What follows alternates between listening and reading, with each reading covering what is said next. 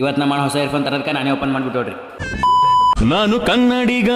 ನಮಸ್ಕಾರ ಎಲ್ಲ ಕರ್ನಾಟಕ ಜನತೆಗೆ. ಇವತ್ತು ಎದ್ದು ಫ್ರೆಶ್ ಆಗಿಬಿಟ್ಟು ನಾಷ್ಟ ಮಾಡಿ ಕಾಲೇಜ್ ನಡೆದವ್ರಿ. ಅಲ್ಲಿ ಕಷ್ಟ ವೇಟ್ ಮಾಡಿ. Few moments later, 2000 years. ಹಂಗೆ ಕಾಲೇಜ್ ಬಿಡೋಣ ಮಸ್ತ್ನೇ ಹಾಡಕ್ಕೆ ಶಾಣ ಬಸವೇಶ್ವರ ಟೆಂಪಲ್ಗೆ ಹೋಗ್ಬೇಕಂತ ನಡೆದೇವ್ರಿ. ಬರೀ ಹೋಗಮ್ಮ ಅಲ್ಲಿ ಹೋಗಳೆ ಒಂದು ಫ್ರೂಟ್ ಜ್ಯೂಸ್ ಕುಡಿದ್ಬಿಟ್ಟೋಡ್ರಿ.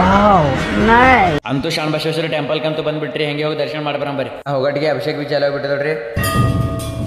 ತಂದೆ ನಿನ್ನ ನಾಮ ಭಕ್ತ ಜನಕ್ಕೆ ಪ್ರೇಮ.